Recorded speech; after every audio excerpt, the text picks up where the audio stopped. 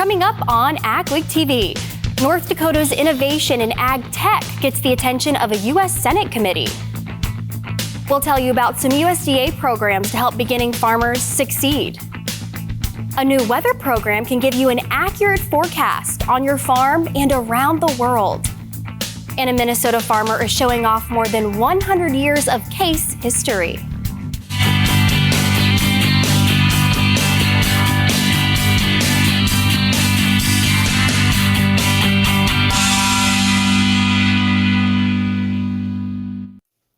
Welcome to AgweekTV. I'm Emily Beal.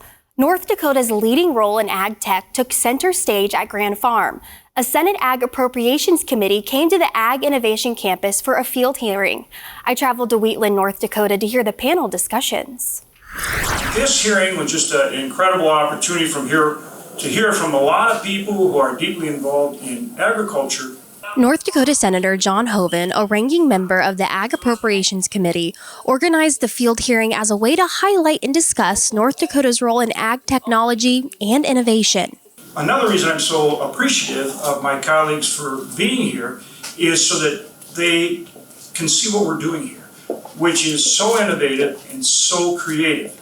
And North Dakota has been an ag powerhouse for some time. Senator Smith and I were just talking about the fact that it can get pretty stuffy in these hearing rooms in Washington where there are no windows. And here we have this incredible reminder of the innovation going on right around us, of the needs of our farmers, of the fields right before us. We need to move to that next generation, passing that baton on to the next generation of innovators. That's got to be a big piece of the Farm Bill. Potential partnerships and collaborations were a main topic of discussion throughout the hearing. What was clear today from the field hearing is that partnerships are fundamental to ensuring that we are investing in agriculture research that will drive innovation into the future. Arkansas Senator John Bozeman and Minnesota Senator Tina Smith also attended the field hearing. It's hard to get a start in farming, but there is some help. That was one of the topics discussed at Dakota Fest in Mitchell, South Dakota. Ariana Schumacher has more.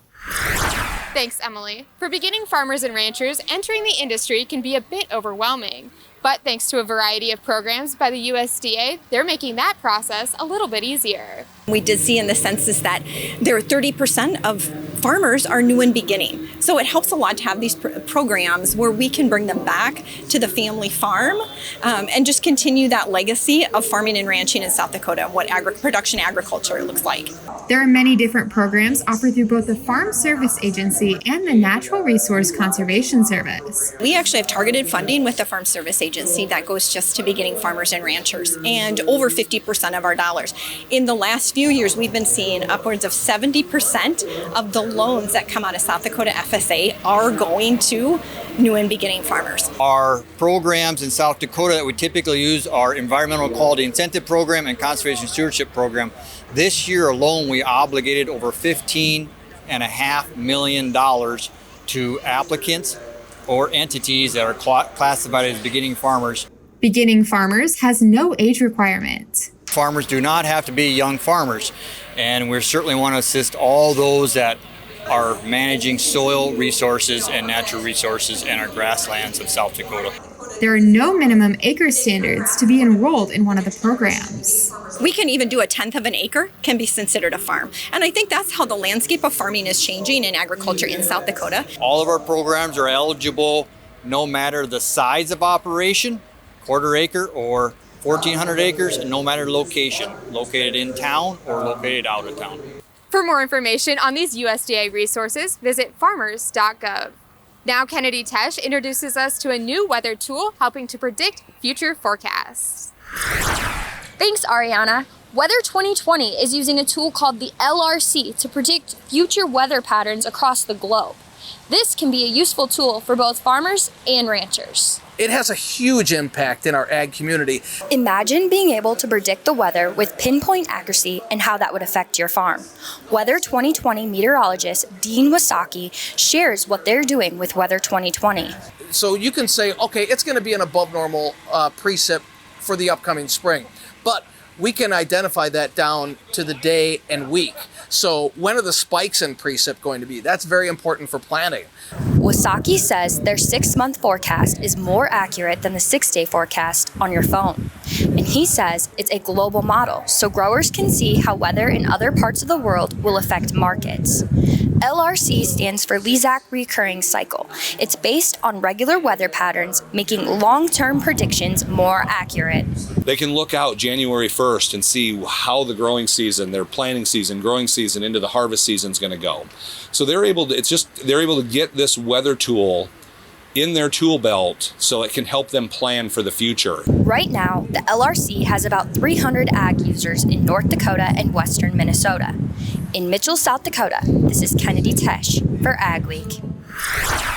To find out more, you can go to weather2020.com. Up next on AgweekTV, we check on the corn and soybean crops around the region as our annual AgWeek Corn and Soybean Tour kicks off.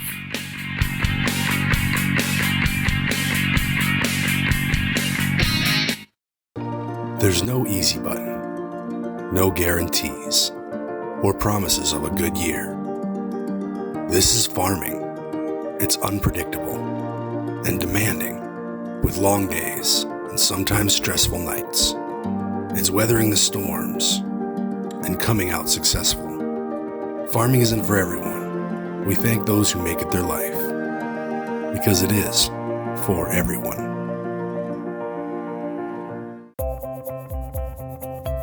Getting down to business on the farm means hitting the office early, making sure your team's ready to go, getting updates from the field, and talking with your management team. At Bremer Bank, we understand the business of farming and how to protect and grow your operation, so you can be sure your present and your future are in good hands. It was October 1st, 2009. We needed some machinery for the farm. We decided to see if we could become a dealer, and that's kind of grown into what it's been today. We offer basically anything short line. Seed tenders, fertilizer spreaders, sprayers. We can really set ourselves apart by the knowledge we have in those things, by the amount of units we have on hand at all times. I just have a passion for helping people, getting to know people. It just becomes a lot of fun. Our Peterson Farm seed reps, real-life seed heroes, well, they've been known to go the extra mile, literally thousands of extra miles every year. And when they're not driving gravel roads, they're out walking fields and sampling soil. When time is the enemy, they're there to save what's left of the day. Are all Peterson Farm seed reps seed heroes? I guess that's a yes. Peterson Farm Seed, we're that kind of seed company. Integrity, excellence, teamwork. At Titan Machinery, we take care of our team. Whether you are an experienced technician or looking to start your career, Titan has a spot for you. Earn a competitive pay with the potential to make in excess of 6 figures. Service techs, come grow with a company that invests in you. Titan Machinery offers company HSA and 401k contributions, free single healthcare, and a generous tool allowance. Plus, we'll provide all of your uniform and safety gear. Apply today at titanmachinery.com/careers. Thank you to our sponsors: North Dakota Corn Council, North Dakota Corn Growers Association, North Dakota Soybean Council, Bremer Bank, Agri Valley Solutions, Crary Ag, and Dakota Plains Realty. This week's AgWeek Corn and Soybean Tour kicks off in southeast Minnesota, where farmers got into fields early but then dealt with too much rain. Yield specialist Joel Johannenmeyer says much of the planting for both corn and soybeans started in April and was done by mid-May, but then heavy rains in May and June disrupted weed and nitrogen applications. He says that's the opposite of last year when it was so dry, but he says all in all, crops are looking good. We should finish this corn and soybean crop off in a timely fashion this year. Really, the rest of it, the stress through the growing season had to do with kind of those moisture levels. But from a maturity standpoint, I think we're right on par. So, he says the most common disease soybean growers are seeing is white mold. For corn, it's tar spot. As for yields, he says right now it's all over the board, depending on the amount of rain. Our tour now takes us to eastern North Dakota, where I took a look at how the soybean crop is doing this growing season. Spring was really drawn out this year. This field was planted on May 10th, so it's probably one of the earlier ones. Troy Wiggin is a sales agronomist with Peterson Farms Seed. He says the area's soybean fields are in fair to good condition. The difference between those fair to good fields? The date they were planted. Excellent field conditions and followed up by a really timely rain. Anything that was planted after that rain had a tougher start, drowned out, had a lot of seedling issues. So this one is probably around the best that you'll see in the area. As for disease and pest pressure, Wiggin says aphids have been a problem this growing season. Started coming along in mid to late July, started to treat them with over-the-top spray, and they're still around. Even in this field today, you can still find some aphids. It's just a common problem this season. When it comes to potential yield, Wiggin is optimistic. So we're standing in a 08 maturity enlist soybean field. This is a bean that we've been selling for a number of years at Peterson's. It's great on IDC. It has excellent yield potential, and it also has a very strong disease package as well. A good month and a half out on harvest on this field, and the yield could be good. We got about 2 inches of rain last week, and I think that's going to be enough to pull it through. So I would say safely 40 bushel plus for this field. We continue our tour next week. Agribusiness leaders and producers gathered at the Midwest Agricultural Export Summit in Sioux Falls, South Dakota, to learn more about the state of the U.S. export market. The United States has seen 3 record years of agricultural export trade. We certainly see a lot of interest for all commodities around the world. So a lot of interest in specialty crops from places like South Dakota, a high level of interest in organics, a high level of interest in fuel, and even products that aren't necessarily food, like fiber products, forest, wood, etc. State departments of agriculture also play a role in helping their states improve their international trade. We try to help our businesses on international trade, whether that be commodity side of things, meat side of things, or just in general, individual businesses. We're there to kind of help them, guide them through that process, work with our federal partners to kind of help create some things. As processing facilities expand in South Dakota, Roberts expects the demand of different exports to increase. Ahead on AgweekTV, getting the right amount of water right where your field needs it.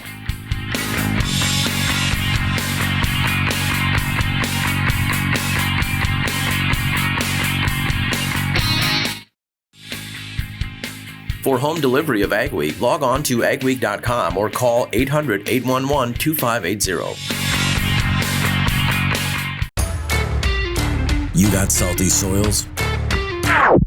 We can help. Let's talk.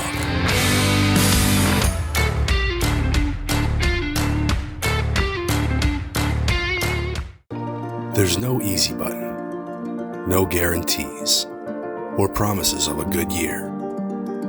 This is farming.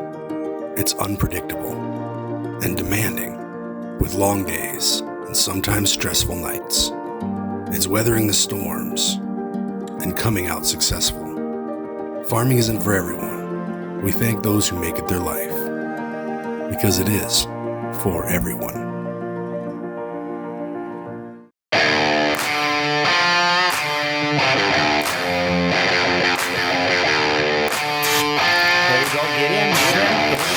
So I'm going to put it on under it first, and then I'm just going to keep moving in. Keep doing small squirts.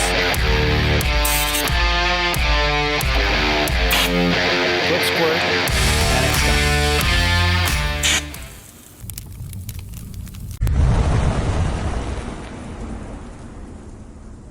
The National Agricultural Genotyping Center is conducting a statewide sampling survey for herbicide resistance in Palmer amaranth, water hemp, and kochia. The goal of this survey is to determine where and what herbicide-resistant traits are found in North Dakota. Collection kits consist of 4 envelopes, 3 envelopes for Palmer amaranth and water hemp from pigweed, and 1 envelope for a suspected herbicide-resistant kochia plant. For more information about the survey and where to pick up your collection kit, please contact your local North Dakota County Extension agent. Add more bushels to your hopper and money to your pocket by harnessing the power of air with Crary wind systems. Whether your beans are chest high or barely off the ground, Crary offers two solutions that add a constant stream of high-velocity air to quickly feed crop back to the auger, eliminating bunching, reducing shatter loss, and increasing your ground speed. Don't let crop conditions dictate your yield. Check out the Crary Air Reel or Crary Wind System today.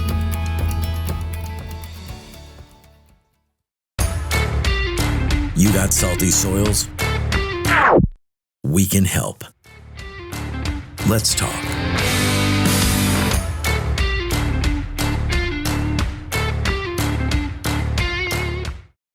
AgWeek Weather is sponsored by Bremer Bank. Connect with a banker today at bremer.com. What kind of weather does the last week of August have in store for us? Here's John with our AgriWeather Outlook. As the calendar turns now from September into October, starting to see a few signs of fall in the overall weather pattern. It's not showing up in the temperatures at all. All of the U.S. really, most of North America still showing a very much an August type temperature pattern. But there are some shifts of rain beginning to show up, and that has to do with some changes in the jet stream that are beginning to deliver some cooler weather a little bit further south. Starting off this last full week of August with some hot temperatures as far north as the Red River Valley in the north coast, covering a lot of the eastern seaboard, most of the Great Plains and the Mojave Desert and the Southwest. That will dramatically drop with a cold front as we move through Labor Day and into the early part of the week. We're not going to see chilly weather coming in, just going to drop from near 90 to back into the 70s, maybe even a few 60s across the north, but not really unusually cool weather as we go through this week. Now, as the week builds along, note we've got kind of split flow in the jet stream, and I'm only showing you really the main two parts, but that northern branch of the jet is not really coming far enough south to deliver any of this cool weather really very deeply into the United States. So it's going to stay fairly warm and at times fairly humid across the northern plains. Now, as we look at the Labor Day weekend, I do expect a trough to come out of the Rockies into the plains. That may be a bit of a rain producer for some, but generally speaking, that early part of September, I don't see a lot of cause for precipitation, except perhaps along some areas along the west coast, where there will be some rain coming in, I think, because of an area of low pressure off the coast of California. By the end of the period, we'll start to see some pretty chilly weather coming out of Alaska and the Pacific Northwest, beginning to drop south in through Canada, but it's not going to go all that far south. Precipitation, the way that's looking. This last week of August, there will be some showers and thunderstorms, probably 2 or 3 rounds in this green area across the northern plains, the southern prairie provinces of Canada. That'll change its precipitation type to just rain showers in the Pacific Northwest of Canada.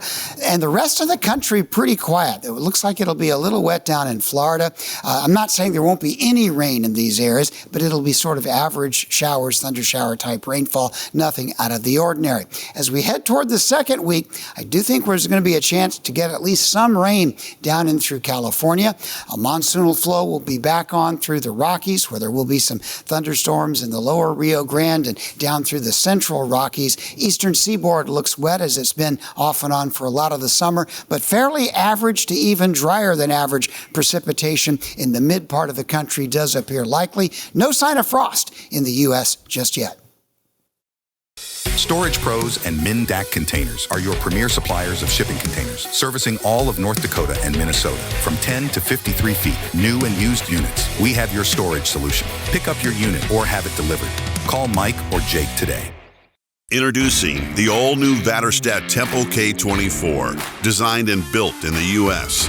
It combines capacity with superior precision, even at very high speeds. With PowerShoot technology that uses positive air pressure to take full control of the seed from the meter all the way down to the soil, using no belts, motors, or brushes. Start your journey to outstanding emergence. Pre-order your Tempo K today. When it comes to grain storage and handling solutions, one call does it all. Gateway Building Systems is one of the largest Brock bin dealers in the U.S. Our expert team is dedicated to creating a customized plan for your future success. Expanding your operation has never been easier with our range of Brock solid bins, grain dryers, conveyors, and more. As your trusted partner, we are committed to serving the needs of farmers. Take the first step toward success and call Gateway Building Systems today. Hamilton System Inc. in Drayton, North Dakota is the North American distributor of the Fantini corn and sunflower header. Both the L03 corn head and the G03 sunflower head have a simple, high-efficiency, low-maintenance PTO-driven gearbox, which eliminates slippage and power loss even in the most trying conditions. These heads are built with a solid one-piece frame and tubular steel construction that will withstand the harshest field conditions. Available in models from 4 to 18 rows, they adapt to any combine and come with a 4-year warranty on the transmission units. Integrity, excellence, teamwork.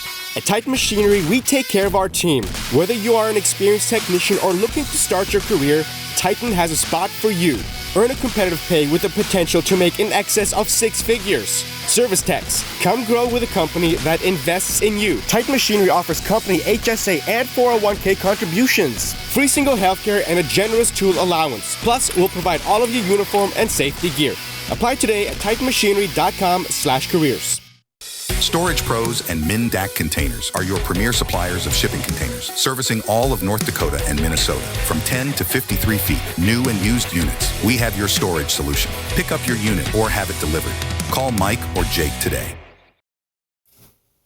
Making sure your fields get the amount of rain and nutrients they need is paramount in producing a desirable crop. I traveled to McLeod, North Dakota to learn more about a new autonomous irrigation system that does just that. We've tested a lot of different things and try to come up with new ways to help guys be sustainable and make more money. Jay Myers farms near Colfax, North Dakota. He and his wife also own AgriValley Solutions, a company dedicated to getting farmers quality products that will enhance their fields and pockets. While they offer a variety of products, they are particularly excited about their 360 Rain irrigation system. 360 Rain is a new autonomous irrigation machine that goes up and down the field and bands water and nutrients on the row, so we can be more efficient with the water and save up to 40% on water and save on our nutrients. 360 Rain's autonomous technology allows farmers to complete other tasks on the farm, all while the irrigation system runs. We can run everything through an app, and there's multiple cameras on the machine. You can see what's going on, and if there's any issues, you can troubleshoot it by looking at a camera and looking at the app, and pretty much runs without being here. It's real handy. You can be doing another job and still be monitoring your irrigation. You can use rainwater or tile water with a 360 Rain. It's really efficient with nutrients and with water. You can see some big savings there. And last year we seen up to 18 bushel increase where we compared the pivot side to the 360 Rain with the efficiency of nutrients and water. But water is not the only thing that 360 Rain can apply onto your fields. One of the big things with this machine is we can inject liquid manure into it, and you can have up to 10% solids in the manure. That's never been done before on any type of irrigation. AgriValley Solutions have some special discounts going on until September 6th for their equipment. They will also be at Big Iron and encourage people to stop at their booths, which are C21 and C22. Up next on AgweekTV, a Minnesota farmer is making a case for his love of case.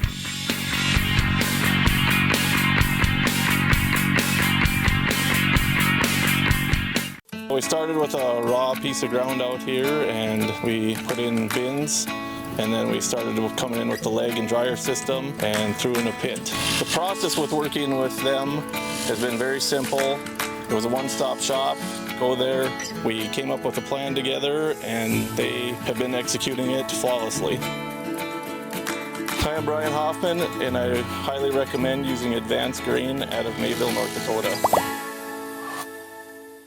Do you have salty fields? Try calcine. We've been putting it on some of our worst spots, and every year you see more bushels, greener crop, healthier crop. Some land down by the river that almost had to take out of production. We've been able to use calcine and bring it back to equal to the rest of the fields. Calcine mixes with basically anything. We put it down with our starter fertilizer. We've mixed it with herbicides. We've applied it broadcast. We've applied it banded, so it's worked in pretty much any capacity, and there's no volatility issues, so it's a very easy to use product. Let's talk. Visit us at EricksonCustomOperations.com. Introducing the all-new Vaterstat Tempo K24, designed and built in the U.S. It combines capacity with superior precision, even at very high speeds. With power chute technology that uses positive air pressure to take full control of the seed from the meter all the way down to the soil, using no belts, motors, or brushes. Start your journey to outstanding emergence. Pre-order your Tempo K today. When it comes to grain storage and handling solutions, one call does it all. Gateway Building Systems is one of the largest Brock bin dealers in the U.S. Our expert team is dedicated to creating a customized plan for your future success. Expanding your operation has never been easier with our range of Brock solid bins, grain dryers, conveyors, and more. As your trusted partner, we are committed to serving the needs of farmers. Take the first step toward success and call Gateway Building Systems today. Add more bushels to your hopper and money to your pocket by harnessing the power of air with Crary wind systems. Whether your beans are chest high or barely off the ground, Crary offers two solutions that add a constant stream of high-velocity air to quickly feed crop back to the auger, eliminating bunching, reducing shatter loss, and increasing your ground speed. Don't let crop conditions dictate your yield. Check out the Crary Air Reel or Crary Wind System today.